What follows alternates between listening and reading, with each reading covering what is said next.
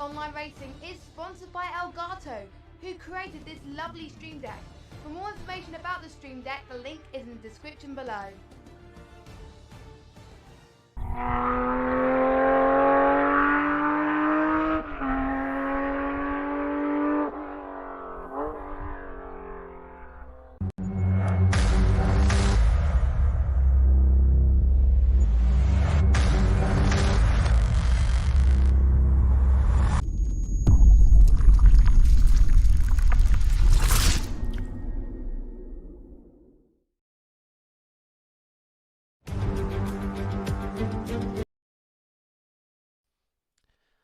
Hello everyone and welcome to Season 23 of Apex Online Racing Formula 1 action.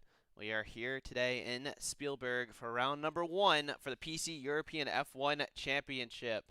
The Austrian Grand Prix is brought to you by our sponsors SimSok and Driver61. I am Fizzymon and I'll be your host today for this amazing season opener with a full grid, and alongside me today is Tipster. Tipster, we've brought you up to the main tier, the big stage, the bright lights. How are you feeling for this first race? Guten Abend, Fizzymon. It is great to be here. Some of you might know me from last season commentating on the North American League, but funnily enough, I'm British, so we've moved me over here to a more reasonable time. But I am excited for tonight. We are going, it's a new calendar, new driver lineup, and hopefully the same wheel-to-wheel racing action that we love to see. As we start to get underway, do you want me to go through? Okay.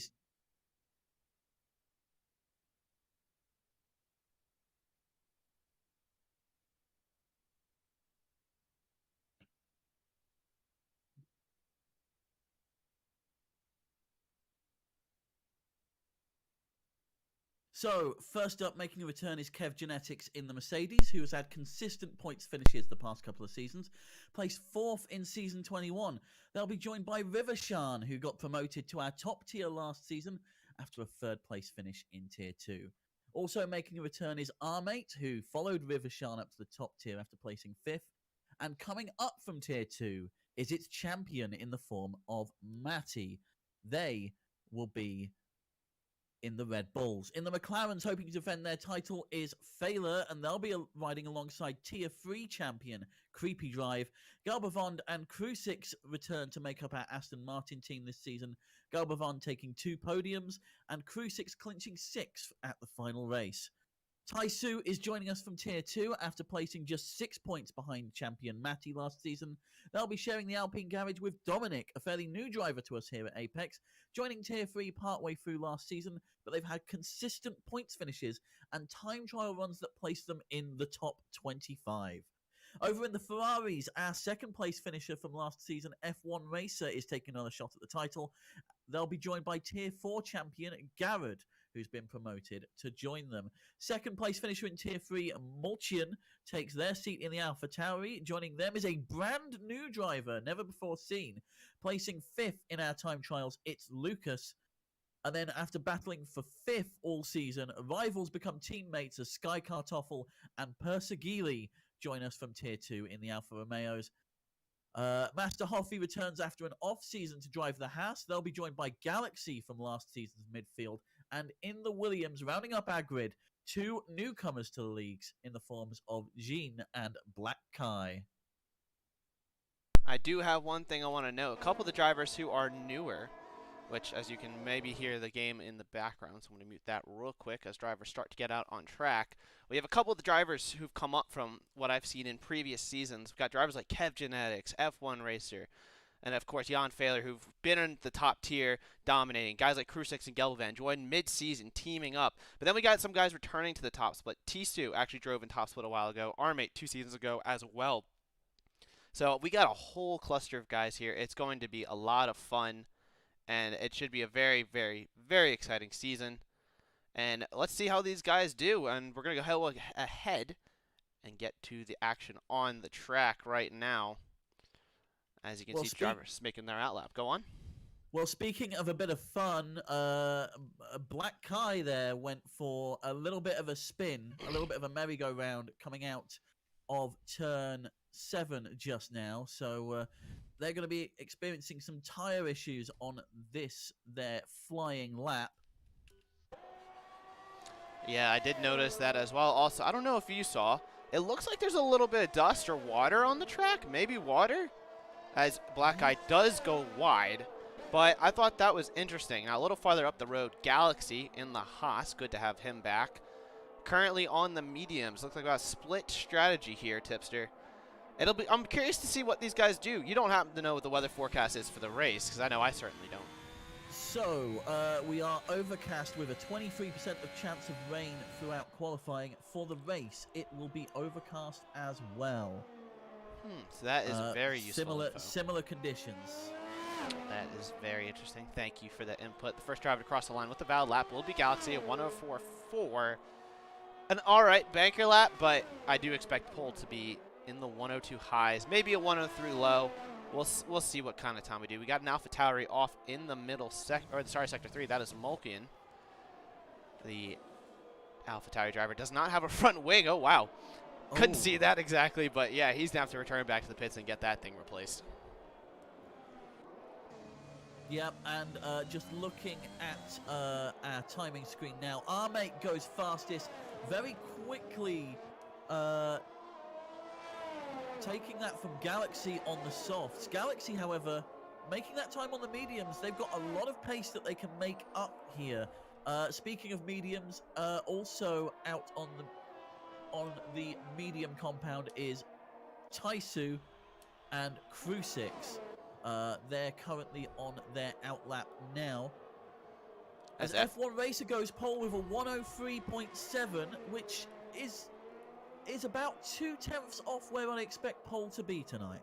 I think you're underestimating these guys. I think we might see it into the 102s. The likes of Jan Failer, F1 Racer, Crucix. Some of these guys, at least that I know of, I mean, they can put down some blistering laps. Gelbovan with a 103.6 up at the top, actually displacing his old Ferrari teammate from last season.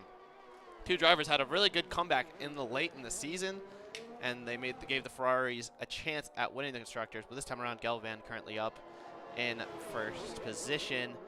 The 104s, I think, on the first couple of laps, whether it be due to mistakes or due to the fact that maybe there was a little bit of water on the track, because I swore when they first left the pits, it looked like a little bit of water was on that pit exit. But, you know, we're going to keep an eye on the drivers right now. Another driver is going to be on a quick lap, Crucix, although he invalidated his lap. Let's see who's coming up. F1 Racer does go faster with a 103.5. So the times are falling. Kev Genetics, another driver returning into Tier 1 action, currently in his Mercedes, coming out of turn number 10, flat out to the line. What's this going to be? Only going to be a 103.9. So definitely some interesting pace. Driver's definitely a little rusty, I would say. But, you know, we still have Failer sitting in the pits. We still have Crucix with an invalid lap on the board. So I think things will look interesting. Well, I think, you know, people have had a bit of an off season. I'm just going to join Kev Genetics right now, who has set a 15.9 through sector. What? No, that's not correct. Apologies there. I seem to be having some issues with my timing screen. I sure got seeing like a purple notification, but that might be right or wrong. Either way, we're going to ride on board with Kev Genetics. He is 0.3 improving on this lap. He's looking to go into 103.6, maybe even steal pole away from F1 Racer. He's low on fuel, low on battery, but he's pushing 6th gear through turn number 9, holding the car, keeping it steady, flat out to the line, maybe losing a little bit of speed through that final corner. It's only a 103.7. He did lose about a 10th in that final sector. It's good enough only for P3 at this stage. Still a very respectable lap. Very respectable lap indeed, as it looks like we have yellow flags occurring in Sector 2. I think that's just drivers holding up a little bit to get as much clean air as possible for their flying lap.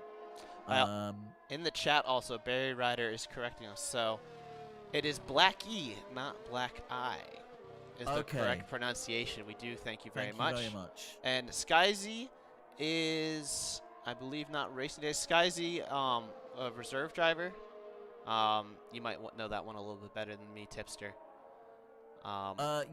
Yes. So we do have a total of 7 reserves for our league. We have Xerox, Spearwhip, Borna, Boris, HD Storm, Carlos, and Nico. I believe those are all the reserves we've got at the moment. So we'll look into Skyzy. Hopefully it could be just one of the drivers on their grid currently, just with a different Steam name at the moment. But let's turn our eyes to our defending champion, Jan Fehler. He's gone purple through Sector 1. Let's actually ride on board with him and let Fehler show us how to do a lap around Austria, because surely he's going to put his McLaren up into that front 2 rows. But with a lockup like that, though, into turn number 4, he went way too deep, lost a little bit of time. That's going to hurt his lap here. Going through 6, though, pretty committed. A little late on the throttle, then goes wide and invalidates it. So it looks like I gave him the commentator's curse, but Fehler has got half of the qualifying session left. Plenty of time to go, and probably enough fuel just to go again. But the defending champion, I think he's got to be the favorite today, considering his show of form last race, and I've seen him off in other races on his Twitch and whatnot, and he's really been really competitive with some of these other guys that, you know, former AOR, etc. He still has all the potential that he had that made him an esports driver a couple seasons ago.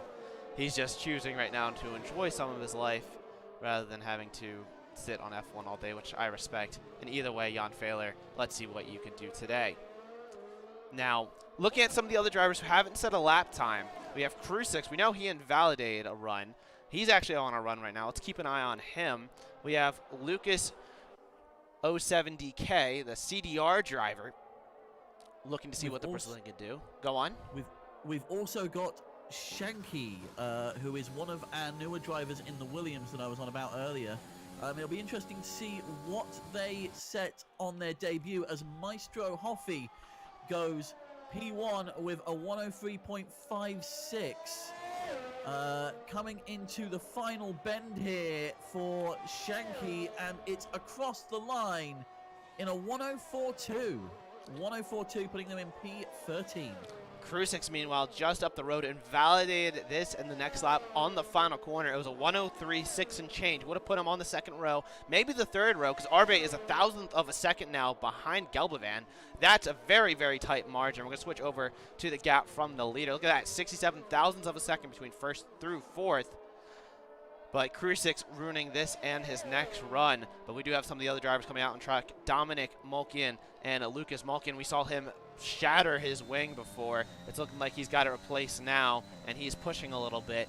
A little backstory about Dominic. I actually used to race with him in the AOR F1 League about a year ago. He was one of the returning drivers there. As F1 Racer goes back to the top with a 103.4. The German driver trying to put down a statement as Mulkian begins his his next flying lap. Plenty of time to do 2 runs left in the session. But yeah, Dominic was a really competitive driver, really fun driver to drive against, really good.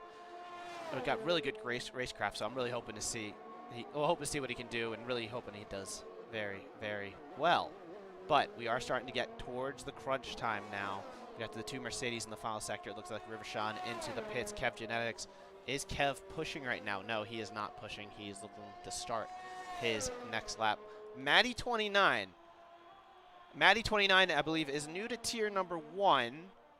They were last season's tier 2 champions, so their promotion was kind of going to happen. We'll see how they fare against tier 1 drivers, though. Gelbavan coming across the line right now with what looks like a 103.4, goes pole. Gelbavan with a phenomenal lap, taking it right back from his former teammate. But Matty 29, back to him for a little bit, to the Red Bull driver, who's currently on an in lap. You know, the Tier 2 champion, like you said, doing a phenomenal job so far here. Currently 4.5 tenths off pole. It's a pretty big margin, but he's sitting P6. And, you know, the times at the top are really, really looking quick right now. So some very good time, or very good job. Geez, stumbling over my own words. You can tell I'm a little rusty as well. That Matty29 currently running 6. We'll see what the Red Bull driver can do. Because I'm going to knock on wood right now, but in the Tier 1 Championship the last couple seasons, the Red Bulls they've struggled a little bit, but Matty looking to change that stigma. So interesting strategy here with 5 minutes to go. Our mate and Failer coming out on the mediums for what will probably be their final run here. Possibly looking to get a strategic edge in the race itself if they finish top 10. Failer, obviously, yet to complete a valid lap, goes 15.9 through Sector 1. Coming down into... He's still up too much. It looks like he backed out, right? It looks like he's backing down, yeah. Must have made a mistake somewhere.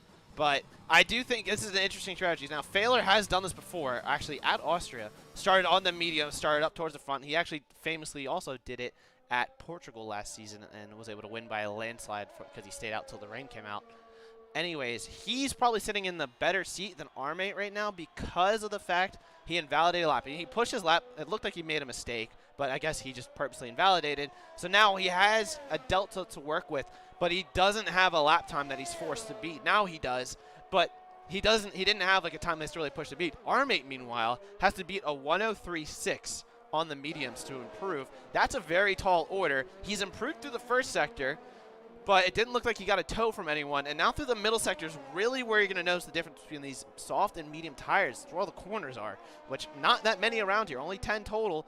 But you see there, he lost 2 tenths through the middle sector of the lap. He's going to have to find a lot of time through this final sector, which I don't think is likely with only 2 corners to go. Yeah, the medium's not really being competitive in terms of lap time. And in fact, our mate pulls into the pits here. So we'll see what Failer decides to do as they're coming round with the red fuel light flashing. Coming into Sector 3 now, heading up through Rint. Very tight line through there. Into Red Bull Mobile with DRS active and across the line in a 1:03.5. It's enough to put them P3 and certainly in the top 10 on the grid. And a very impressive lap by Failer, putting the benchmark down. It's hard to tell where he was at because his delta, I mean, he knows what his delta was, excuse me, but we're looking at going, oh, he's 3.5 seconds up through the middle sector. He was 5.9 off a pole. Where is that going to put him? It's going to put him P3. Now, there's 2.5 minutes left to go. You know, we're really coming to the end here. We have F1 Racer beginning his next final or probably his final flying lap, barring a mistake or a back out. So we'll see what the Ferrari driver can do. He's actually going to get a very nice tow from the Aston Martin driver. Is that Gelbovan that just gave him a tow? That is Gelbovan. So how about that little bit of friendly help, you know? These two drivers who are right now rivals battling at the front for pole position.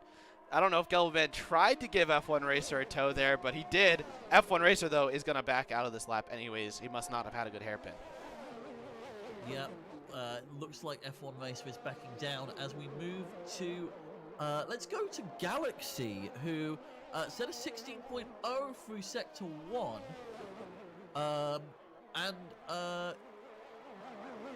My timing screen is still messing up. Galaxy is currently going... Galaxy did just set a time. He's currently coming to the end of Sector 1. I think he is on an in-lap. His session might be over by the looks of it, based off of the fact that he's only got a minute and a half to go. He's got a lot of battery left, so actually, no. I'm wrong. He just turned off his battery. He's just doing a cool-down lap, giving himself enough time to go again. But it is 1:22 left in the session. Drivers are crossing the line for what will be the final time. Lucas 07 DK currently on an invalid lap, but he's got time to go again. His teammate just crossed the line. We have an Alpine and a Ferrari coming across. That Ferrari, I believe, is F1 Racer. Failer's in the pits. He will not improve as the session goes on. So now it's going to be a matter of keeping with everyone. Creepy Drive coming through the final sector. We got an Alfa Romeo. That's Parasagili I'm going to have to go with that for now. Currently 11th, getting ready to start a lap, but we're just going to have to keep up with the chaos as much as we can. Apologies in advance for missing stuff, but Maester Hoffy went through purple through sector 1, but I was looking to get to Galaxy, who's currently going to start his next lap. So, last minute to go.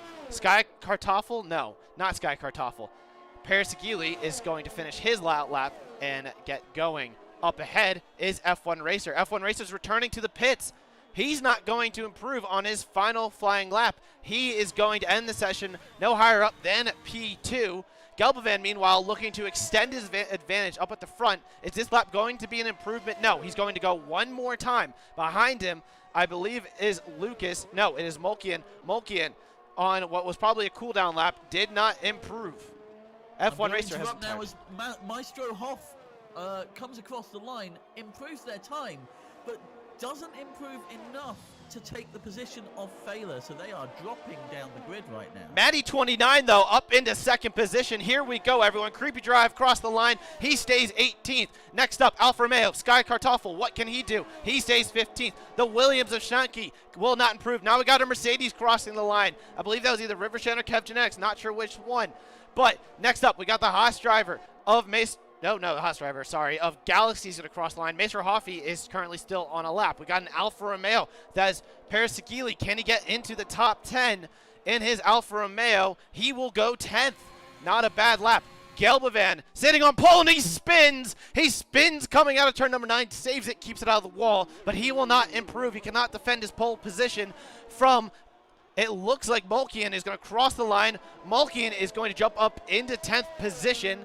Behind him, it looks like Krusik is going to dive into the pits. He will start at the back of the grid. Maester Hoffy and Tisu are the last two to cross the line. Hoffy's back into the pits. Tisu stays 14th, and that is your grid. Gelbovan, in a spinning fashion, is able to keep pole position with a 1:03.4, which is basically what you predicted, so I was way off, unfortunately. Matty 29, in his debut in the top split, the Tier 2 champion from last season, starts second position on the front row, 2100s off a pole, and then another 2200s back, or 22,000s, excuse me, back is F1 Racer in third position. But Gelbovan nabs our first pole of the season.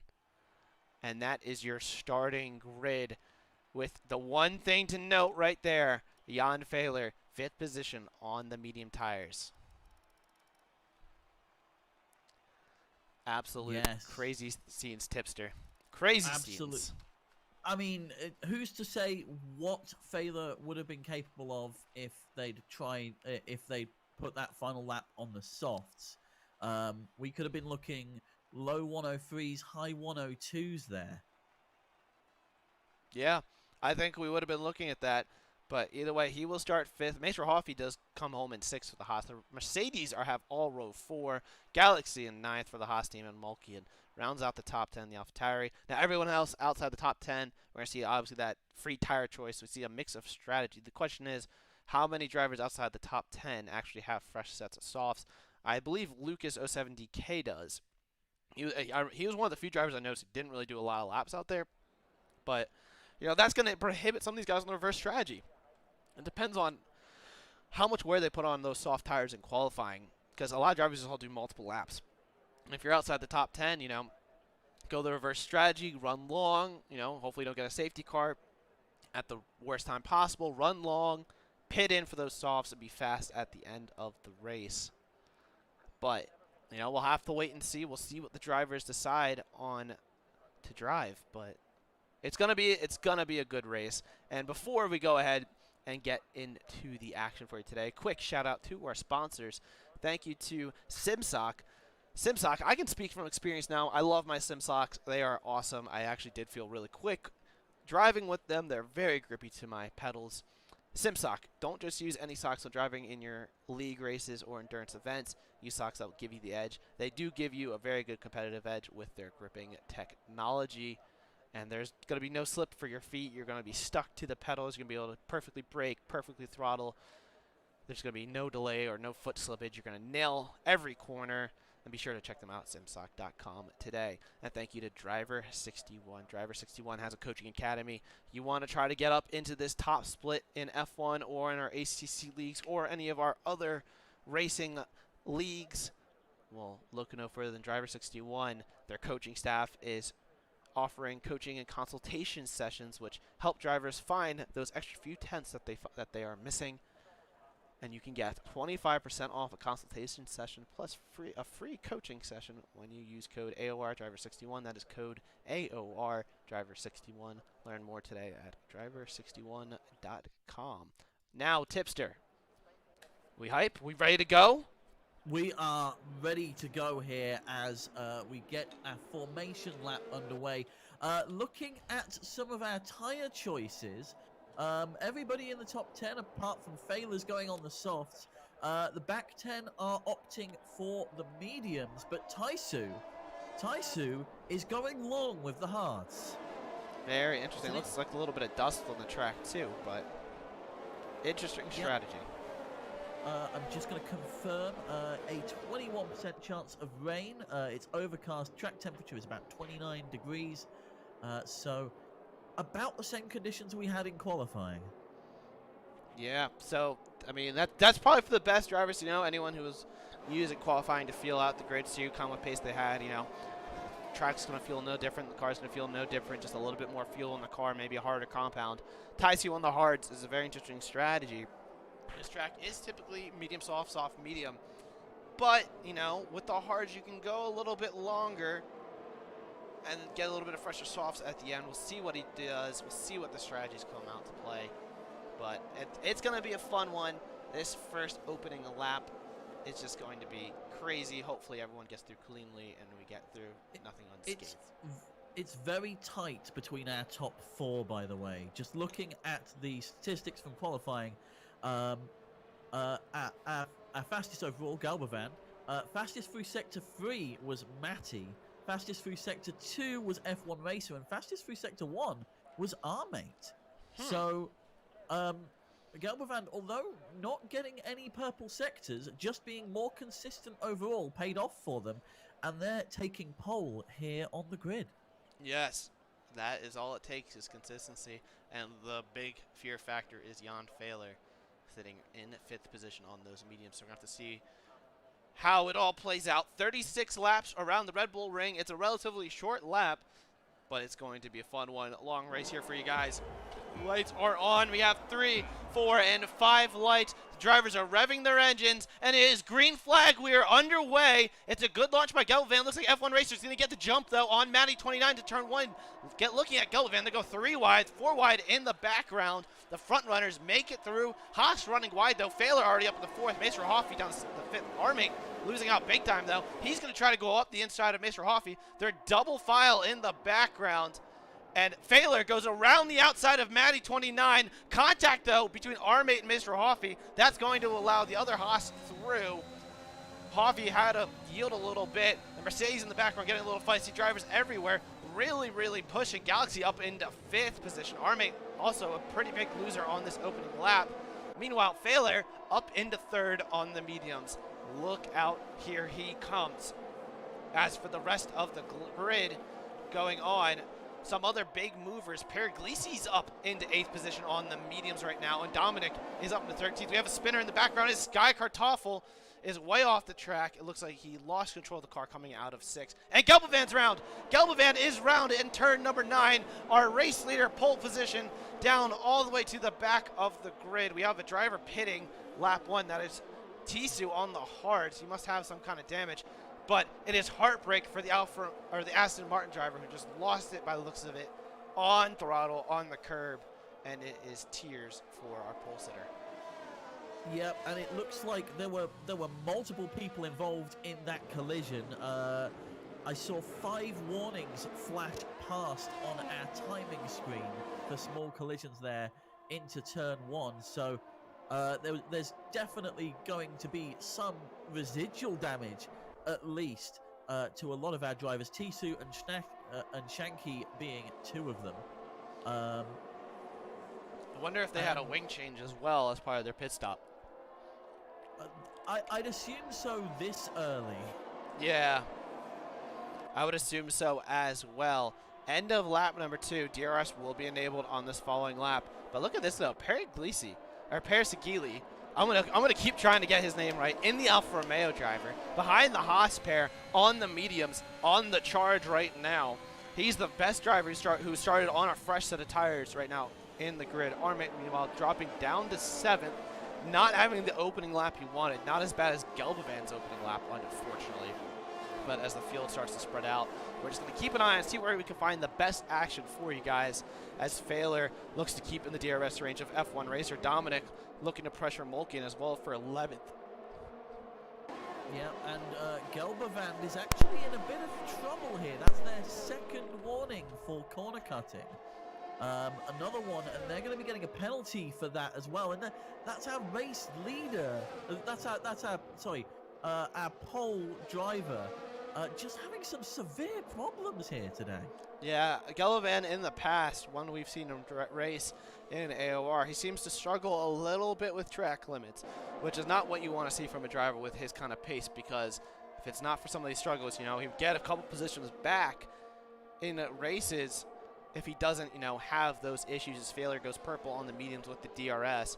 But right now, Gelbovan's got bigger concerns than the penalty. He needs to catch back up to the 15-car lead train that's headed by F1 racer Sky Kartoffel. Is the first one to pick up a 3-second time penalty. We're going to see plenty more of those today. Dominic, though, is off in turn number 1. And he's ghosting, trying to get back onto the track, but the Alpine driver losing it on the exit of turn number 1. Drivers really struggling, it seems. Drivers really been pushing it to the limit, and unfortunately going over the limit at this stage. Meanwhile, Krusik's trying to take advantage of the no DRS on Blackie, and he's going to go up the inside, the Aston Martin driver, and has that position easy as you like. He's up into 12th position, trying to get the Aston Martin team back into the points, but right, he's got to get DRS first on Molkian in this next sector. Well, speaking of Molkian, they're really setting the pace here. Fastest through Sector 1. Krusik with that DRS, though, faster through Sector 2 by 7 tenths. It's going to be really close coming down the home straight here between the two of them, as Persegili sets the fastest lap of the race, a 106.1 on the mediums. And Krusik is nowhere to be seen down there, not even... He's in DRS range on my screen.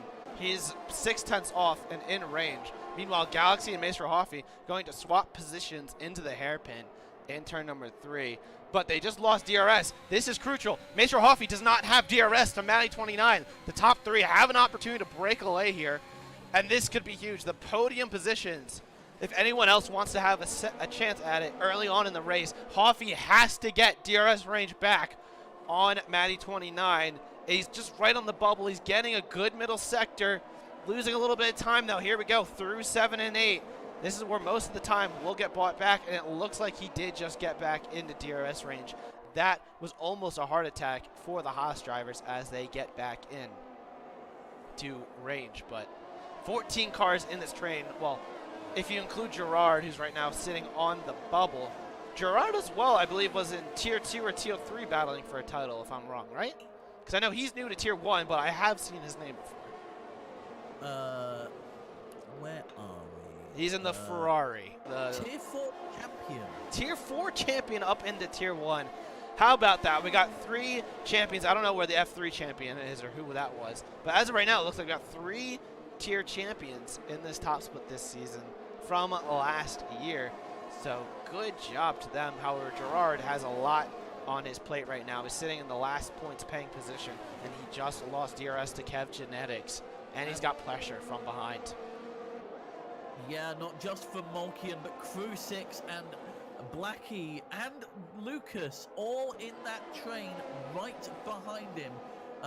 Gerard, we'll figure it out. We'll figure it out. Is really the cork in the bottle right now, as they are over a second behind Kev Genetics. Ooh, Creepy Drive is off. As Gelbovan makes a pass on Creepy Drive. It looks like Creepy Drive has gone off track there.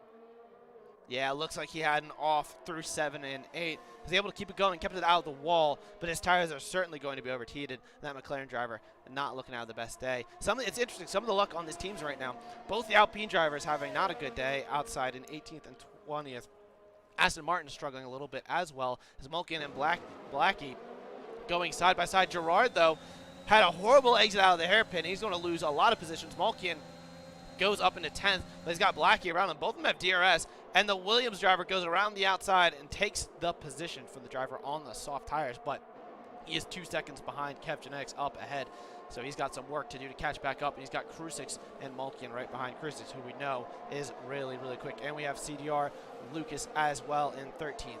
So the fortunes of some of these drivers, like the Haas team, doing very good right now, running 4th and 5th. But then, you know, you have like some McLaren, Red Bull, and Ferrari, who you can't say are doing bad because their drivers are 1, 2, and 3.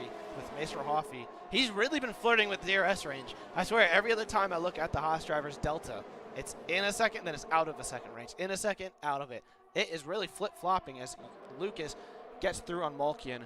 Probably a little bit of teamwork right there by the 2 AlphaTauri drivers who are looking to get into the points. Yeah, and moving up towards the front, Persegili in the Alfa Romeo is right on the tail of Galaxy, closing that gap to almost below 2/10 just there as they come through into Pirelli now. So look at this, a little behind. Krusix just got through on Blackie. Now Blackie's having to defend from Lucas. Lucas trying to go around the outside. They're both doing the best they can to leave just enough space, pushing the limits side by side through 7 and 8. This can sometimes be tears. They're still side by side, and it's looking like Lucas is going to get the better drive out of 8, and he's going to get up. Maester Hoffy, though, very early pit stop for the Haas driver, going for a mega undercut, assuming for hards at this stage. But I must say, I am surprised, and he just left his teammate out to dry because now Galaxy's out of DRS range, has nothing to help him defend from Persegili, and that overtake that you were talking about just half a lap ago has been made easier. I don't even know it was easier. I don't think you can do anything really easier than that. He just flew past the Haas driver, and the Alfa Romeo is knocking on the podium places already. Yes, and I mean, there is a bit of a gap to make up, 1.4 seconds. But with the pace that Persegili is going, fastest lap of the race, 106.1, they are in fact slightly catching to Matty right now. They could be within DRS range within the next couple of laps. I don't think a couple laps, maybe the next couple of corners. Look at this. He's right there. If he just uses a little bit of battery, hope maybe that Matty's burned a little bit trying to keep up with the front too. And Persegili, he definitely turned on the afterburns right there because he's in DRS range. He has brought back that next group of cars into range of these front runners so they can kind of just see there's a 105.9. That's a mighty quick lap by the Alfa Romeo driver. Really had to push that lap. And now he's in DRS range. He can save battery. Doesn't have to use it, just use the DRS to keep the gaps manageable. Meanwhile, our mate had a moment out of turn number 1, kept it out of the wall, but he's going to lose a couple positions. And what's happened up at the front? Failure sent it on F1 Racer, but went a little too deep. F1 Racer's going to have the DRS, and he's going to try to retake the lead from Failure, who's doing everything he can to hook it around the outside. Those softs not looking as fast as they were a few laps ago. Failure still, he's got the inside line for turn number 6, but through 5, he cannot keep it around the outside. F1 Racer retakes the race lead, but things are starting to get spicy as the mediums start to become the faster compounded tire here, as everything starts to kick off here on lap number 10. And the more these guys battle, the more it helps Maester Hoffy, who actually pitted onto a set of mediums. I don't know if he's going to be able to make it to the end on those mediums. He's already ran down Gelbovan trying to go for an undercut, so we'll have to keep an eye on the pace of the Haas driver down in 14th, who was running with this group, or right behind this group, only a few laps ago. Yes, and well, Failure going for the attack again and going around the inside as they come through that hairpin there. Coming down into rock, and it looks like F1's going to try and take it round the outside. Failure gripping the apex, and I think the softs have gone here. I think the mediums have found their stride, and Failure is starting to pull away 4/10 the gap now as they come into sector 3 up towards Rint, turn 9. Very clean apex there from Failure. F1 Racer chasing them down. Now the gap half a second as DRS is available, and I don't think he's got enough to make it up into turn 1. Yep, still just 4/10 the gap. It looks like Failer is going to be up front for the foreseeable at the moment. It does look like that indeed. Captain X did dive into the pits. He's going to come out, it looks like, in 14th. F1 Racer now, his goal is to stay in DRS range, recharge that battery, let Failer push him along. You can see that Failer's a little bit faster at this stage. But F1 Racer doesn't care. He's going to go up the inside into 5. Goes a little deep. Failer going for a little bit of a switchback. That inside line through number 5 is the quicker line, but F1 Racer has the move, makes it stick, caught Failer napping, and retakes the race lead. We're going to start seeing it juggling because it looks like even though the mediums are slightly faster at this stage, the softs are certainly not falling off as much as you would think. But who is falling off? Galaxy is 1.8 behind Persegili as F1 Racer is going to the pits, commits to the line. Failer's going to have to slow up a little bit to avoid making contact with the Ferrari, pushing the limits. Both drivers are really, barely leaving each other just enough room. Beautiful racecraft by the two of them. Now, Failer was behind and through the detection zone, so he does get DRS to help him defend through and into turn number 1. But now he's going to be defenseless against Maddie. But here's the thing. F1 Racers into the pits. Maestro Hoffy, who pitted on lap 8, is going to come out ahead of the Ferrari. He's going to have, looks like, about 2, maybe 3 seconds to the Ferrari behind. As TCU picks up another warning. 2.5 seconds is the gap. Now, F1 Racer, he's been flying all race. He's probably going to run down Maestro Hoffy on that little bit of fresher medium compound tires, but Maestro Hoffy did pull a very smart move because right now he's got the undercut on a lot of these cars up ahead.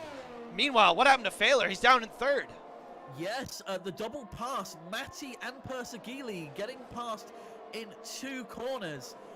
Persegili also managing to get the pass on Matty up the inside through Sector 2 there into Pirelli and Worth. And it looks like they're pulling away now as Matty's gone into the pits. Failer won't have DRS here by the look of it. 1.3 seconds the gap. Both of them on the mediums though. Failer got held up there a lot by Matty going to the pits because of this pit entrance, it's in such a fast corner that you just have to put the white line and put the entry line before the turn number 9 to avoid drivers making a huge wreck coming out of 9 and into the pit lane. And as a result, Failer, because he got double overtaken, he was behind Matty. Matty went to go into the pits, and Failer just had to slow up to go wide around the corner. And through a fast corner like that, you just lose too much time. Now, Failer, he's no slouch to adversary. He's had some great battles these last few seasons. He's not going to let that Alfa Romeo run away. You watch right now. He's going to make a charge come through. And with just under 2/3 of the race to go, anything can happen. I mean, within the first 14 laps, we've seen Persegili go from 11th all the way up to 1st. That, and look at this. Maestro Hoffy's in the net race lead once everyone pits. Rivershan into the pits as well. We have a yellow flag. That is Creepy Drive, who is around. It looks like he's got his wing intact at least, so no debris, no safety car or anything. Rivershan into the pits, Armate into the pits as well for those mediums. Maestro Hoffy, though, currently in the net race lead. He's got F1 Racer breathing down his neck, but Matty 29 is about 3.5 seconds behind F1 Racer. So that undercut was huge. So while Maestro Hoffy got a nice little gap, by coming in that couple laps later, F1 Racer's been able to run down Maestro Hoffy. He's almost in DRS range, and he's put a mighty gap on the Red Bull behind. The question now is, what kind of pace can we see from our race leader? What kind of pace can we see from Failer? We do have a retirement. That is Blackie. He is going to retire in the pits. That is heartbreak for the newcomer here to tier number 1 to have to retire from the session. Day was not going his way, and next week is Singapore. It's not, we're throwing everyone right into the deep end. It's going to be a wild season here in AOR. Speaking of wild, Failer did just get back into DRS range of Persegili. So the fight is on for the race lead.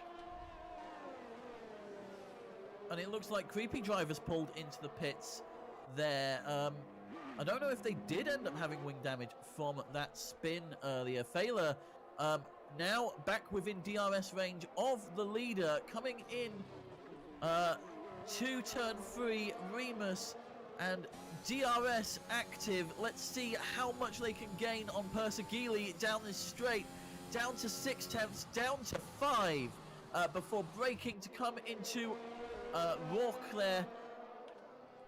Turn 5, taking a little bit of a wider line than I'd like through there. Into Pirelli.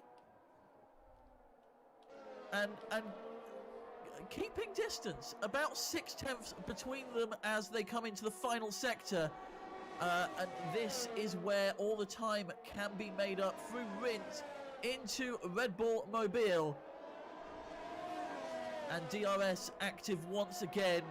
We could see this crashing down to less than 2 tenths before they hit the brakes.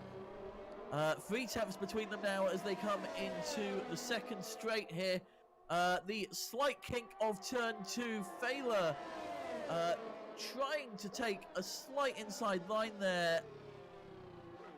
And it seems like Failer's going to gain on them and possibly take the position within the next lap or so. It does like that. Speaking of position battles, F1 Racers going for a double overtake on Gerard and Maestro Hoffy. Gerard was a cork in the bottle, slowed up Maestro Hoffy just enough to allow his teammate to go through. Now Gerard has not pitted. Maestro Hoffy's going to try to look for a move into 4, but he's going to stick to the gearbox of F1 Racer, let him pull him along. As you can see how the field is kind of spread out after these pit stops. F1 Racer and Maestro Hoffy really far ahead. Remember, Galaxy and Captain X were kind of in a similar boat position as Maestro Hoffy, but Hoffy way up the road right now. Matty 29 was battling F1 Racer down 4.5 seconds behind the Ferrari by staying out this couple of extra laps.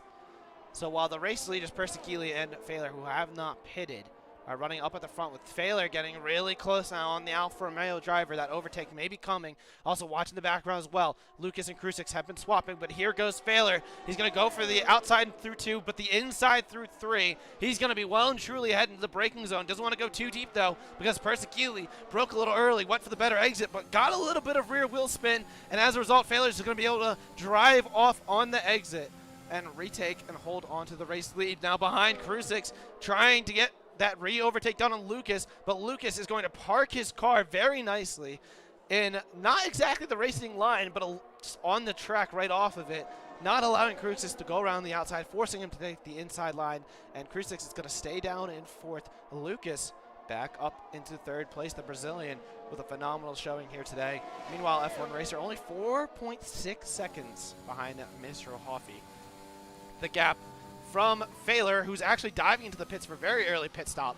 He's going to go for a fresh set of soft tires. He'll go to the end on him. It's going to be a long stint, but going for a mighty undercut. But look at this. The gap between Persegili and F1 Racer is only 8 seconds. So Failer has to jump because with no safety car right now, he's going to have a lot of overtaking to do if he wants to win this race. Because look at that. Look at, he's getting shuffled all the way down. He's going to be behind Galaxy, maybe even close to Rivershan. He'll be right ahead of Rivershan, but Failer, our reigning defending champion, coming out in 10th, has got all the work to do now if he wants to win this race. Well, speaking of work to do, Krusix is really doing work on Lucas. 3 tenths the gap between them as they make their way across the Sector 2 line there. Into turn 7, tight through turn 8. It looks like half a second the gap as they're coming into Rint. Again, extremely tight line, cutting it tight, but the stewards are okay with it. And here comes the DRS. Let's see what Krusix can do into turn 1 here. 4 tenths the gap, coming into a rather wide line through turn 1. And it looks like that's the way it's going to be for a while. Back to you, Fizzy. Yeah, meanwhile, look farther back. Failer is going to get a little bit help from his teammate. Going to get the DRS, and he's going to get through on Galaxy. Easy as you'd like. Failer up in 9th. We're going to keep watching these overtakes. Meanwhile, Matty 29 has gotten around Gerard. We're going to have to ask some of these names. I do apologize if you're watching back. We're going to work on these names, but look in the background, Kevgenetics trying to clear the Ferrari driver who has not pitted. He's kind of been falling like a rock as his tires have gotten worn, but Kevgenetics trying to keep with Maddie. Maddie, who was a real loser in the pit stage. Shanky, another driver to retire. He's in the pit lane retiring, so there is going to be no safety car. Yellow flag in Sector 3, although that's a fake flag. And we're just going to have to keep an eye on it. As some of these drivers on first tires. Go on. Failer, by the way, is on a stormer of a lap. 16.0 through Sector 1, 29.1 through Sector 2. As they start to make their way across the start-finish line. Schnacky has left the session. So 105.3. They are a full 6/10 faster than 3 of the drivers in front of them. They've definitely got the pace here. Well, it's interesting. Galaxy's kind of keeping with Baylor. Galaxy's on 6-lap old mediums. He's using the McLaren driver to just pull him along. That's a very smart strategy. Let the guy on the fastest tire compound pull you along. Now, the question is our top 3 of Persegili, Lucas, and Krusik. When do they pit? Now, Persegili, of course, when does he pit? Our current race leader who was battling Failer. So obviously he's going to lose a lot of time to Failer now, but he's going to be very quick at the end of the race. So when does he bite the bullet and come to the pits? Does Lucas or Krusik try to go long? Those are the questions that we have at this stage, because F1 Racer will retake the race lead with Maestro Hoffy right behind him. That Haas driver with a very good strategy at the moment, but there goes Lucas and Persegili into the pits, this time by both Alphas into the pits. One a Romeo, the other to Tauri, as Krusik takes the race lead. Now, let's look at the penalty situation. We have Krusik, though, on 6 seconds of penalties. That's what I was fearing, because I saw the penalty flag next to his name. Maddie has 3 seconds. Mulkian, Skykartoffel, Tisu, Gerard with 3. Creepy Drive down with 9. Now, knock on wood, Gellivan had 2 warnings early on in the race. He hasn't gotten a penalty since then, but his race has not gone the way he wanted to, and he's certainly hoping for a safety car. But we'll keep an eye on how things go. Lucas comes out right behind his teammates. Teammates not going to fight it too hard as Lucas gets through on his teammate. Persegili, though, going to have to make it a hard move on Armate, go around the outside. He's got about 3 to 4 seconds to fail, or maybe a little bit more. About 5 seconds, sorry. 5 to 6 seconds behind Failer, so he's lost a lot of time by staying out a little bit longer, but he's going to have those better softs at the end of the race, so keep an eye on that. Meanwhile, we have a 3-car battle for 4th. Kevgenetics, Maddie, and Failer all in tow. Galaxy's still in the picture in the background as well, although his progress is going to get a little halted by these other drivers on similar tires as him. Creepy Drive with another time penalty. That's up to 12 seconds, I believe. And Failer, he's going to have to go for this double overtake here. It's going to be tricky because Maddie's going to have the DRS, but he needs to get a move on and start running down F1 Racer, who's now within DRS range of Krusik. And for Krusik here, it's a case of when do I pull the trigger? How long do I go? Because this pit stop is going to be costly. It will, but what is also going to be costly is if Kevgenetics cannot keep Maddie behind. Failer's going to get through easily. Kevgenetics moving a little bit more than I'm sure Maddie would want. Maddie's probably not too thrilled about it, but Kev was able to defend his position from the Red Bull very nicely, but he lost out to the driver on softs, unsurprisingly. Krusik, though, up to 9 seconds of penalties. So that surely is going to knock him out of podium contention, that's for sure. Because not only the fact he has to take a pit stop, and he's going to do that this time around. F1 Racer now will retake the race lead. He's got a margin. Maestro Hoffy's actually going to pit again. He doesn't think his mediums will go to the end of the race, so the Haas driver was probably hoping for a safety car, hoping for a little bit of help, but it's looking like it's not going to come. He's going to put on a fresh set of softs and go to the end on it. So the TRT driver, not with the best strategy, unfortunately, but F1 Racer's got 4.7 seconds to failure. Let's see if the Ferrari driver can get his first win in a couple seasons. He was so close to getting the win that last season, but let's see what he can do this time around. I do see we have fans for Dominic in the chat. Dominic has not had the best race, to say the least, but we'll see what the Alpine driver can do to finish it off. Also, Maestro Hoffy put on his fresh set of mediums. Didn't go up for a set of softs with 12 to go. I think that is probably the wrong move there, but we'll see what the Haas driver does. We'll see how it pans out for him as the race goes on. Persegili 3.3 behind Galaxy, has Rivershan behind him after making the move on the Mercedes driver, as all is calm with 12 laps to go. Well, you say all is calm. Failer is really putting that pedal to the metal.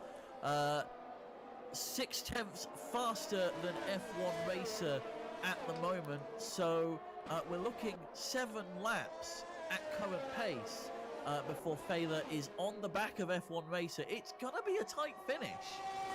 It certainly will be. Well, here's the thing. 7 laps time, that's 12-lap-old softs. We saw how the softs got on even playing field. That's 12-lap-old mediums. Now, of course, F1 Racer's going to have a few more laps on those medium tires. But at this point, is it going to be much of a difference? We'll have to wait and see. In the background now, Maddie's going to go up the inside of Kevgenetics and have the move done before the braking zone. The Red Bull driver is on the podium, but he does have that time penalty to his name. So that's going to be a little heartbreak for him. Well, those time penalties are costly, especially at this track with such a short lap and such a short spread in the field. Yep, you're absolutely right. It is very, very costly. I mean, you look at the likes of Krusek, who's running 10th right now. He will not finish in the points because of his penalties. He's going to certainly get beaten by Maester Hoffy, maybe on track at this rate, but we'll have to wait and see. We have a yellow flag in Sector 3. That is Creepy Drive, who is off in the gravel. He keeps it going, keeps it out of the wall. It's the second time he's gone off in that corner. So not the day that Creepy Drive would want. And I'm sure he's looking to do a little bit better. You know, might want to get some SimSoks, I must say, because that definitely helps with preventing that. Hey, SimSoks, you know, get them. They'll help you grip. They'll keep you on the track. Keep your tire. They won't keep your tires gripping, but they'll keep your feet stuck to the pedals, and you'll have a lot better time on track. We do have another car off, though.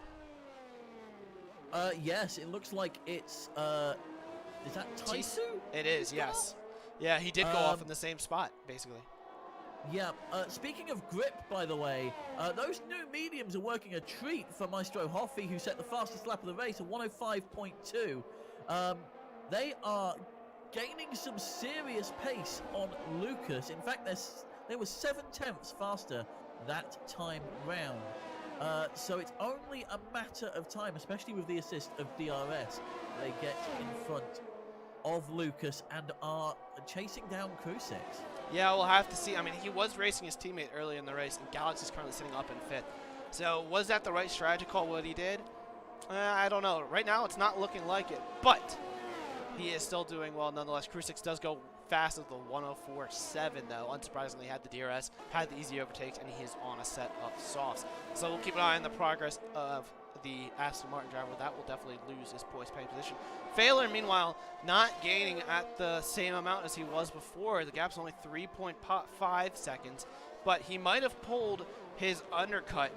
Right now, it's looking at the right time because Persegili is only 2.2 behind Galaxy, and he's still about like 5 seconds behind Failer. See, he lost a lot of time. The undercut is just so powerful around this track. It's a lot more powerful than I remembered, to be honest. Because you look at what Maester Hoffy did early on, and you look what Failer just did, and F1 Racer did to the likes of Matty 29. You know, 1 lap difference was multiple seconds, and it's just the way she goes at the moment as the clouds come back out once again. And on lap 28, F1 Racer leading the way. It's amazing what clean air can do on this track. Krusek spun out of 10. Krusek is off. He's kept it going, though. I think he might have kept it out of the wall. It looked like he might have tapped it. Hard to tell if he's front wing damage. But that finishes his points, his chance at getting points. And that's curtains for the Aston Martin team. His teammate losing the rear ender. That was a beautiful save by Gelderland. I don't know if you saw that one, Tipster, but he was squirming everywhere. I don't know how he kept that going. Speaking of squirming everywhere, Lucas had to run wide there as Maestro Hoffy is battling for 9th, managed to make the pass. As we come into Sector 2 here, into Pirelli, and it looks like Maestro Hoffy's going to keep that position. Lucas's rear is really flaring up as the rear wing really got away from him. Yeah, I'm surprised. Lucas is just not having the same kind of pace advantage as some of these other guys have had on the softs. I do find that very, very interesting. I mean, we saw Failer. Failer's really pushing, you have to say, because his pace is really kind of stalled out now on catching F1 Racer. But it looked like Persegili and what Lucas's pace are. It's just the softs aren't working like they thought they would this late in the race. So, unfortunate. Krusek into the pits for what I assume is going to be a nose change. Yes, it is. So it looks like he did get a little bit of front end damage. But right now at the front, it's all F1 Racer. leading by 3.1 seconds. He's got a penalty's worth of gap to his name with 7.5 laps to go. Very impressive drive by him. Speaking of a 7.5 laps to go, Failer looks like they're only making about 0.3 a lap at the moment. I mean, it's going to be interesting to see what happens when those mediums start to wear off, but the softs are going to wear off quicker as they come round for lap number 30 here. 7 to go here at Austria. Yes, the Red Bull Ring providing action as always. You know, one of the drivers we haven't really talked about a lot, because I was kind of looking at who's really made up positions this race. A lot of drivers have made up 4, 5, 6 positions. 6, the most positions made up was Krusix, but he's down in 14th, losing out a lot after starting in the back. And you could argue up until he made that mistake that he could have been like one of the driver of the day candidates. But one of the drivers that made 4 positions is Kev Genetics. He's sitting right now in a podium position because of Matty 29's penalties at this stage. Kev is doing a very good race, a very solid drive by the Mercedes driver. Last season he was in the Alpine.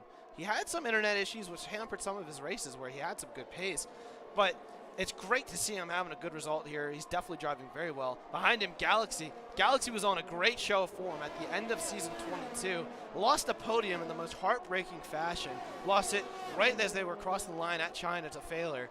But Galaxy also looking very well too, and he knows he can get a podium here. And how would that be to start off the season with a podium? So we got a big battle brewing here for that last podium position with Persegili on those fresh softs, which are not so fresh anymore.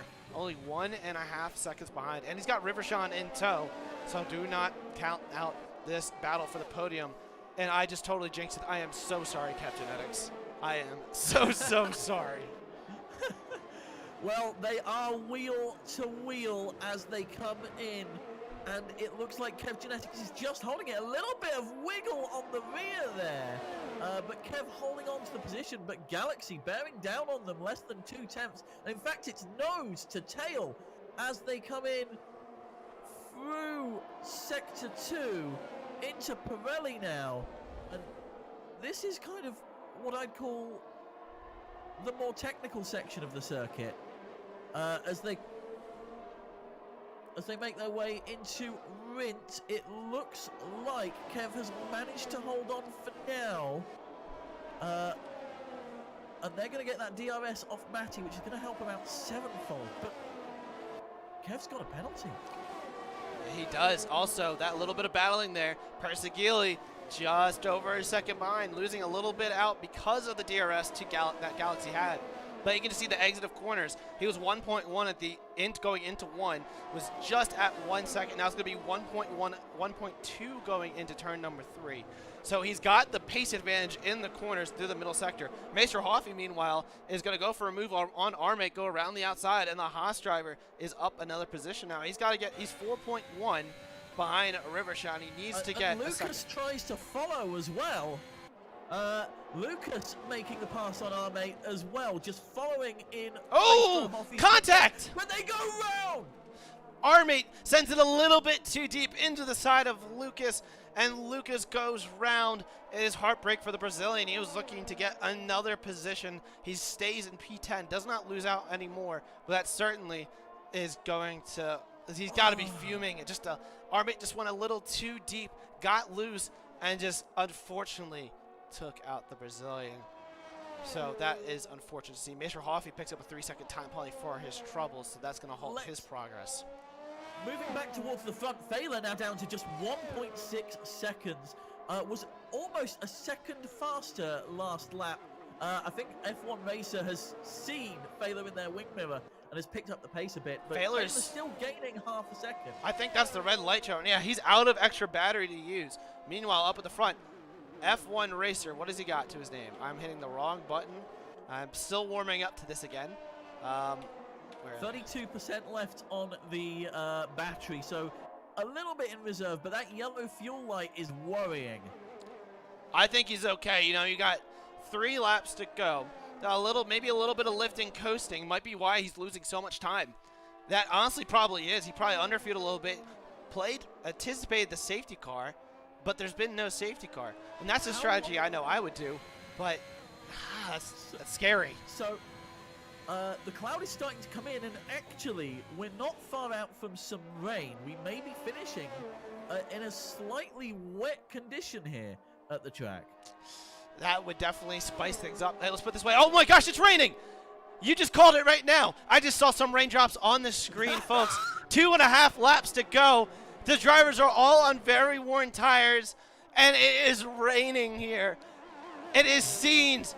F1 Racer is now only has a half second to failure. He's definitely got to be lifting and coasting, doing everything he can. His tires are worn. Everyone's going to be struggling for grip. That's yellow flag in Sector 3. That is, I believe, Krusyk's round, maybe Gelbevand. It looks like that is Krusyk's who is round, but back up to the battle up front. Failure, 2 tenths behind F1 Racer. The rain making it all the much harder. The softs all of a sudden are the better tire once again, because it doesn't matter with the rain. You need that softer rubber. You need all the grip you can get. And right now, F1 Racer is a sitting duck at the front. And look at this, Matty 29 is only 1.6 behind.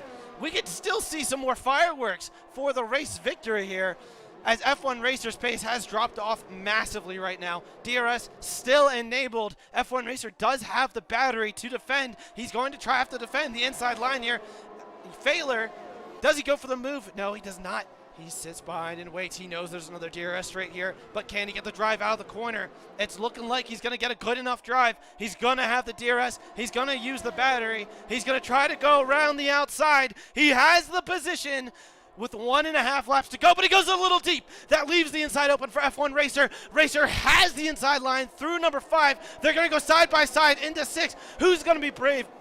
Failure is going to go a little deep. F1 Racer tried to go for a switchback, but there was nothing doing. This has brought Matty back into the question. We have Krusyk's off the track right there.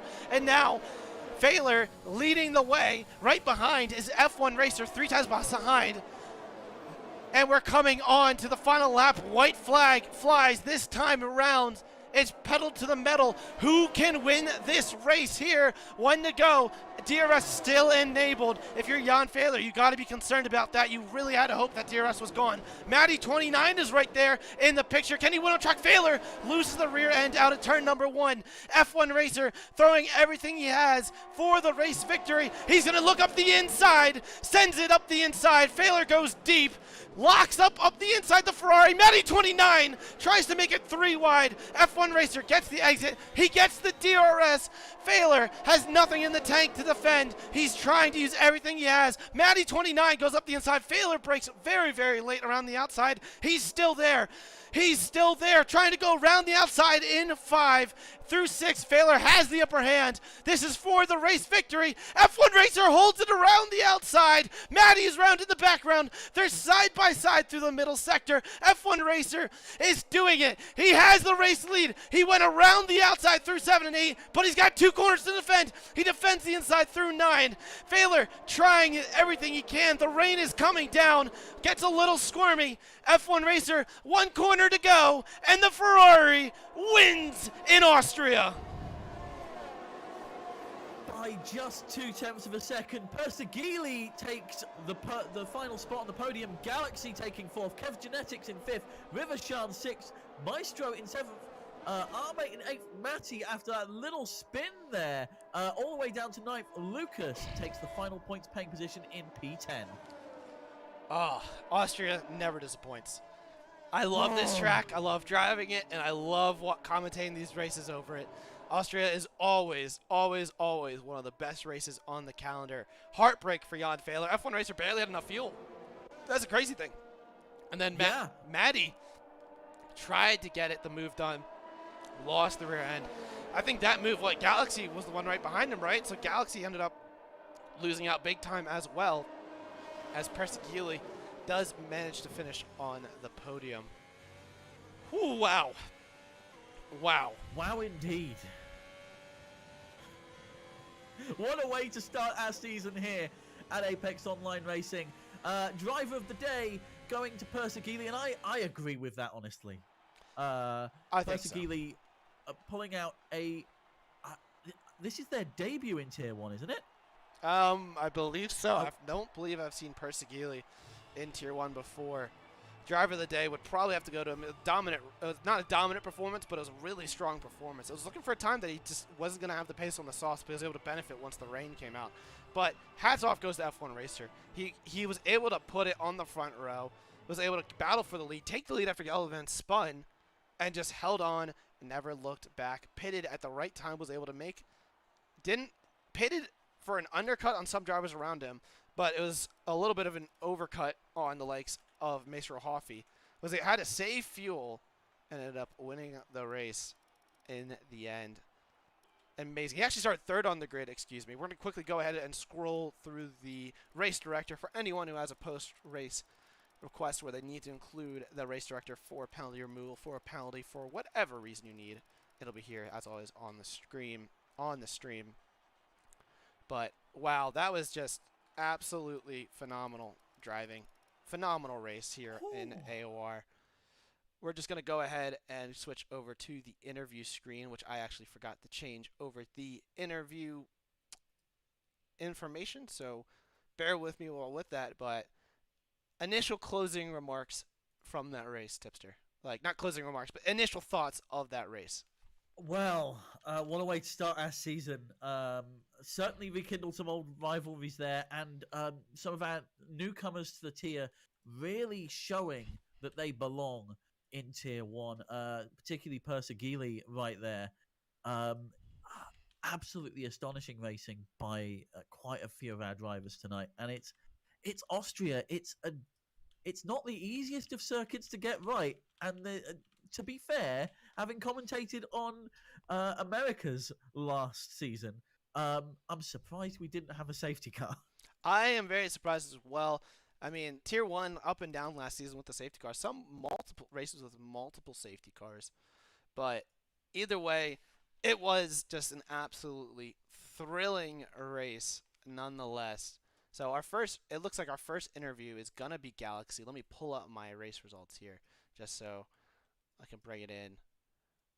They're in chat for you. Galaxy, very good result. Almost got on the podium there. Ended up coming home in P4. Started in 9th. How did you think you could end up finishing as high up as you did after that qualifying session? Like, what was going through your head that race, which was absolutely just crazy towards the end? I'm a bit shocked about the end, but I think after that quali, I thought maybe top 5 finish would be in. But as the race goes on and few people spun and got penalties and so on, I thought, okay, maybe there's something more in there. But unfortunately, the end happened and the podium wasn't in there again. So, speaking of the end, we were on stream, we were watching the battle for the win. We saw Manny go around. I assume you took damage from that, and that is kind of what cost you there at the end. Like, what happened there? Talk us through it, because like you said, we had the race leaders camera on. We saw Maddie lose the rear, but we didn't see what happened after. Yeah, Maddie spun, and I was on racing line, and he drifted to the inside, and he didn't go, so I crashed into him, got wing damage, and slowed down. Then a few cars overtook me, and of course, with the swing range, I didn't have the pace to keep up. I nearly spun because of my teammate Maestro, but I could keep the car there, and yeah, with penalties, ending up P4 is still good, I think. Yeah, still a great race. I was commenting, earlier on in the stream how you kept coming so close to podiums, and how last season you really ended on a high, and I think you really carried some good momentum into this race. Next week we have Singapore coming up. Do you think you can keep the momentum going at that absolute? I'm just not even going to say my thoughts on that track on Singapore to say it nicely. I didn't really have a competitive race on this track, so I can't really tell what my pace is there, but I hope to keep the momentum going and get a top 5 again. Well, we'll have to wait and see. Tipster, do you have any other questions you'd like to ask our Haas driver with a very, very good start to the season in P4? Yeah, what a start to the season for you. So last season you were in the midfield. This season, you're starting up front What are you looking for this season as a whole? What is your aim? What is your goal this season? So before the race, I talked with a friend and I said, yeah, maybe top 10 again. But with maybe some more top 5 finishes, I think there will be a top 5 in it. So I hope somewhere in top 5 would be nice. Well, fantastic. Thank you for coming along and amazing driving today. Absolutely brilliant performance out there. Thank you. Yeah, great job. We look forward to seeing you next week, Galaxy. Hey, if you could start off the season P4, I mean, last season one wasn't the best for you, but you ended strong. Imagine starting out here how it is. Let's see if we can keep this momentum going, and we'll be rooting for you here in the booth. Thank you. All right, cheers, mate. So that is Galaxy. He was our first interview. Next up, we're going to bring in Maestro Hoffy. We talked to him a few seasons ago. We're going to bring him back in. Maestro Hoffy, you had pulled an interesting strategy. You intentionally went on a two-stop strategy because you went for a very, very early undercut. What was the thought process behind it? And do you think it ended up paying off for you, or do you think maybe you made the wrong mistake? Actually, I made a huge mistake because when I practiced for Austria, I was pretty certain that it would be a two-stop, so I would always pit twice for mediums. But yeah, it seemed to be a mistake, and yeah, of course, cost me a lot of time. I just pitted very early because I knew that the undercut here in Austria was very strong, so I could basically pull ahead of the DRS train, which was ahead of me. But yeah, just a bad strategy and also a bad race overall. So I assume the bad strategy was the reason why you went onto the medium twice, and not the softs at the end. But either way, you showed some really good pace. And were you surprised at the fact that there was a time when you had Krusix ahead of you? He just pitted as well onto softs. Were you surprised by the fact that you were able to kind of keep up with him for a few laps going there, or did you feel that that was like anticipated with your known pace that you had? Actually, I anticipated that because, as already mentioned, the medium tires were just the best tire by far for this race, and even that was also the reason why I didn't pit for the softs for my second stop, because basically they would just overheat and you don't get like that big pace advantage, and especially if you are behind in that DRS train, it's just basically the time advantage is non-existent. So yeah, I mean, Krusik is a good driver. He has great pace overall, but yeah, it's just the tires that are just not that great. Now, Tipster, do you have any questions for? Well, you were talking about the softs there, and obviously starting out on the softs. What was the grip like out on track today? Because from the commentary box, it looked like there was dust on the track, or something was really hampering those softs to begin with. Yeah, I'm not quite sure either, because it's like, I don't know, except time trial, I feel like that in every session a certain amount of grip is missing. So for example, also in short quali, just the car understeers like crazy going into these quali laps, and I think that's also transmitting or like transitioning into the race as well. And yeah, of course, it didn't help that sometimes I think out of turn 8 or 9 there was also some dust, which made it a bit difficult. But yeah. Now, next week is Singapore. It's not a track that I'm not a fan of it. Are you a fan of Singapore? Do you think it'll go better for you than how this one eventually turned out? Well, I mean, P7's not bad, but I'm sure you were hoping for a better result. Do you think you can get that at Singapore, or do you think it's just going to be a struggle fest? Actually, Singapore is one of my favorite tracks. Not quite as much as in the previous game, because like how the car is responding to the curbs and stuff is a bit off in this game, so I don't like it as much as the previous year. Yeah, but yeah, I absolutely love Singapore, and also have good memories from this track. So yeah, hopefully I can come back strong the week later. Well, we look forward to seeing you do it, and also glad to have you back. What was it? You raced 2 seasons ago, if I remember, and you didn't know if you'd be able to come back. Well, glad to have you back here on the grid. Yeah, I'm glad to join.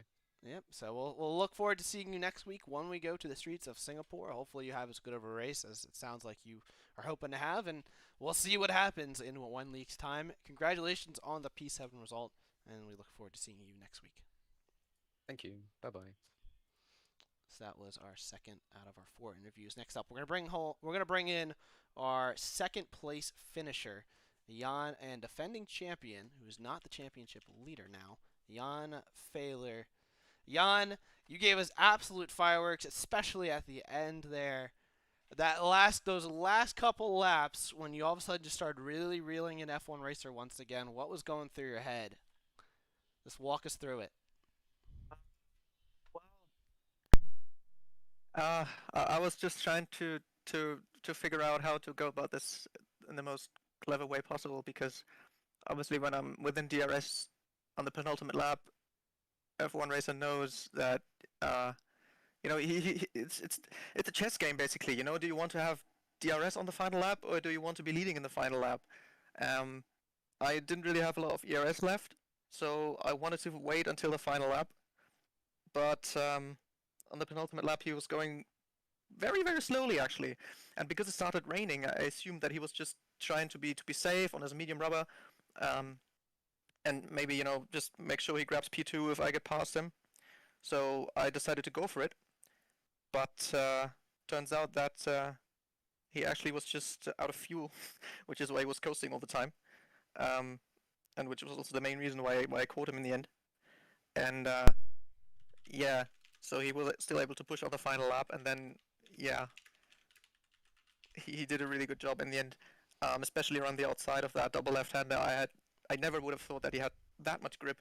When I had the inside on that corner and I exit off turn 4, whatever it is, after the DRS straights, I was actually not believing that I could stick it around the outside, but he gave me the space so I could go for it.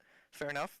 And then inside for the left-hander, I thought, okay, this is it. I have it now. Outside, no way. On a wet track with medium tires now, no way he's got the grip. But he had it, even through the second left-hander as well, which is a bit quicker, isn't it? So yeah. Very impressive. And yeah, then obviously he defended the inside line for the penultimate corner, and then at that point there's not really anything I could do. So yeah, props to F1 Racer for that drive.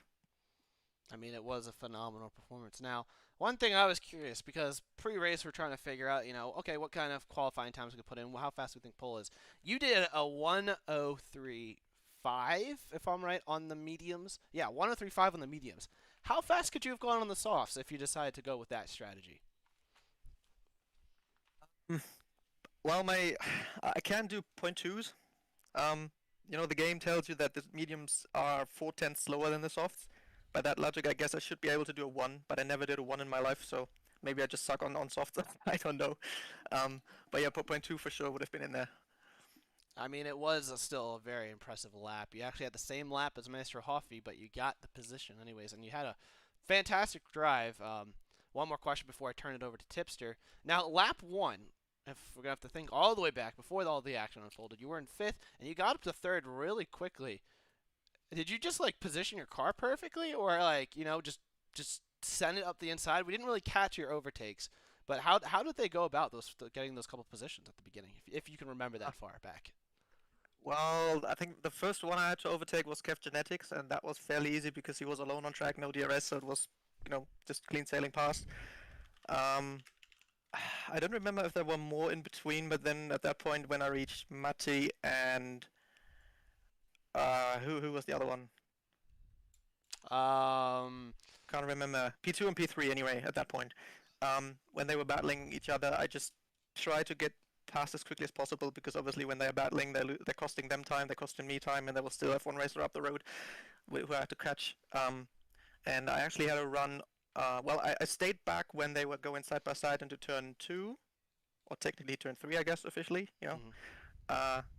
and I just waited in behind, seeing what's going to happen, and both of them actually went slightly wide, and that's when I decided to just cut down the inside, and because of my tire advantage, I had still the same traction as Matti on his mediums, despite basically him applying the accelerator a lot earlier, so I already was alongside him, then pressed the overtake button, which I guess he didn't, because I was past him already, so I could just switch lines in between the two cars and go around the outside of whoever was the other guy. I can't remember sadly.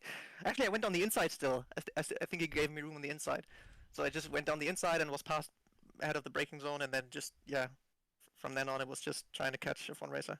So it was basically just waiting to see what happens, and then just go past with the ERS power and thinking that they're not gonna battle me too much because my tire advantage would have been too much anyways. And I guess in the end it was because I was able to break the ERS as well. Yep. I mean, you drove a very, very good race. Now, Tipster, you got any questions for our reigning champion? Well, what can I say? An absolute astonishing race between you and F1 Racer towards the end there. But we did see rain starting to come down in the closing stages. What was going through your head at that point? Talk us through your reaction to the change of weather. I think honestly I was kind of annoyed because I didn't really want weather to play a factor in this. Then I thought, well, I'm on a softer rubber, so in theory I should be at a bit of an advantage because I should be able to keep the temperature a bit longer in those tires and the conditions, so maybe it helps me in the end. But then also it's very difficult to keep the car on track, whether you're on soft or mediums when they're both worn out at that point, and they both were, of course, on our cars. It's very tricky to keep the car on track and be quick at the same time in those conditions. So I didn't really know what to think, and just I don't know. I mean, even if the DRS got deactivated on the final lap, I don't know what would have been the better call, to stay out or to go on the intermediates, because you can lose quite a lot of time when DRS is deactivated and you're still out on softs. So I would have had no idea what to do. I guess I would have stayed out, but then it would have been just horrendously bad to drive. It was chaotic in my head, and in the end also just nothing in my head because I just tried to focus and keep the car on track and get past. I don't know, it was weird. Well, it's an amazing season opener for you. P2 and fastest lap out of the top 10 as well. Oh, nice. Sorry, no, I am mistaken. Oh, thanks for that. Second fastest. Yeah, absolutely amazing racing between you two today, and it's been an absolute pleasure to watch you. Yeah, it's been fun to drive as well. One remaining question for you, Failer. Next week, Singapore. How are you feeling? Terrible. Honestly, I mean, the calendar that we have right now, basically, the tracks that I hate the most are the ones that we doing first. Exceptions is Austria. I like Austria. That's fine. But then it's just the worst tracks that are in the game right now are coming up the next 4 or 5 races. Then it slightly starts to get better, and then the more we progress through the season, the more I enjoy the tracks. So the next coming weeks are going to be pretty tough to motivate myself, I guess. But I'll make the best out of it. I don't know. I mean, still have a championship to defend, right? So motivation is still there, of course. But just the fun around those tracks, I don't know. We'll see. If we have great battles like today, I guess the track doesn't matter, because then I'm just focused on winning the battle and everything, and then I don't focus on, oh, this track is bad. So I guess we'll be fine. I guess we will see. Well, Failer, thank you for joining us. Congratulations on the podium. And, I'm sure we'll see you back at the top step in the coming weeks, surely enough, knowing your pace and seeing how you drove today. I hope so. Thank you. So, cheers, mate. See ya. That was Jan Failer. Now we're going to bring in our final interview of today. Our race winner, F1 Racer, finally on top here in tier number 1. You had an absolutely amazing drive. However, it wasn't easy, especially at the end there. We heard you were a little bit low on fuel. What happened there? Yeah, I just miscalculated it. I discussed it with my teammate before, but then I went for 38.3 laps on fuel, and because he told me, I don't think fuel consumption is that high, so I put it down on 38.0. So I think if I wouldn't have changed it, I would have been fine. But I made it kind of spectacular for myself there in the end. Yeah, it was very. Go on. Yeah, I think Fehler, I knew he was faster than me, because he was on the soft tire. But I think when it came down to 3 seconds, I thought I got the gap stabilized, and that he couldn't get near. And then on lap 30, I saw that my fuel was in the red, and from then on I had to lift and coast like in every big braking point. I mean, you did a fantastic job with it. Now, you were lifting and coasting, saving fuel, and the rain came out. How did that change what was going through your head? Because of course you're thinking mainly, fuel. Did you know the rain was coming, or did you think, it's too far out, like it's not gonna hit? Like what happened there? Because it was like 2 to go. Yeah, I saw it coming. Like Jeff told me all the time that the rain is gonna come. It's gonna come. It's gonna come now. And like I was thinking I could like maybe stabilize the gap if the rain would come, because in the rain you don't consume so much fuel. But to be honest, I guess if the rain wouldn't have come, I wouldn't have won. Because I think Jan would have easily got past me there on the inside on, I don't know, turn 5 it is, I guess. The double left-hander. But because it was rainy, we were all like really going slow and really like don't crash into each other on the final lap. And I guess it saved my day. But completely honest, I think like on pure pace, I would have won. I was really confident to win it at like every point, especially on the medium compound. But yeah, That is. I don't know what to say, to be honest. I'm still speechless. Well, it's a magnificent start to the season for you. 25 points to your name, and I mean, quite an astonishing kind of pit session there, where you were kind of keeping net pole for most of it by the look of it.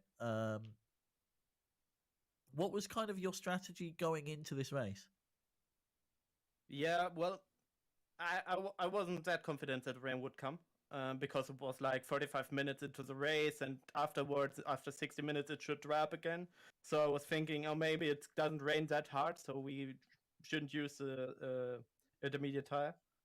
So yeah, my strategy was really straightforward: soft tire, and then see how far I can go with it and how I can stick with the DRS train. Unfortunately for myself, on lap 1, Gelbe Wand already spun, so I was in the lead there. And the DRS train was behind me, and I couldn't save ERS at any time. So I went like really conservative, to be honest, because if I would have pushed too much, I guess I would overheat my tires. I would kill my tires, and Jan was on the medium behind me, and he was faster during the first stint. But on the second stint, like really on the medium tire from the first lap on, I was really confident. And really, like, if the fuel thing didn't happen, I think that Jan wouldn't have a chance to win this race. And this way it got quite kind of spectacular. Without meaning so. Next time I want to like just stay in the green numbers on fuel. That would be fine.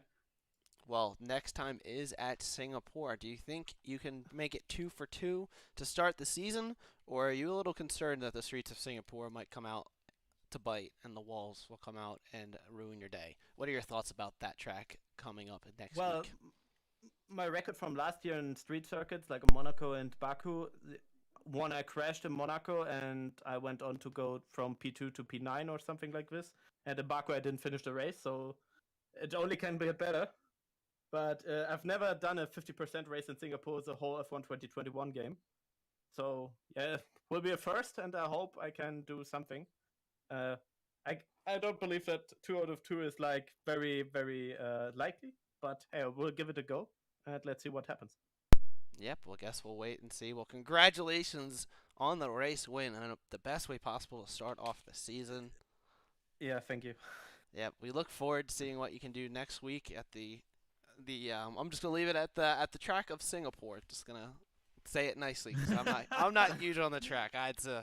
It's not one of my favorites. So, but we'll see how it goes for you when we get to there. It's not the worst street track in the game, I think. For me, yeah. Well, I'll just leave it at that. I would put it above Monaco, but Baku, especially Baku and Jeddah, are above it. Yeah. Well, hey, we'll see how it goes, I guess, right? Yeah, we'll see how it goes. Yep. You can tell me next week how terrible it is. Yeah, we'll see for our eyes. Don't you worry. And Yeah. so Well, thank you, guys. congratulations. Yep, you're And welcome. I'll see you next week. Yep, cheers, mate. All right, well, that was it for that. We do have one last little thing. We'll go over our standings here that Tipster, I just saw you sent to me. Also, I realized I was connecting to my other mic, so I'm really hoping the audio isn't too bad on the stream. Do apologize for that because my other mic is in the corner of my room. So, yeah. That explains a lot. Yeah. So, anywho, we're gonna scroll through. Okay, well, this is being buggy. Okay, well, we're just gonna go ahead and do this.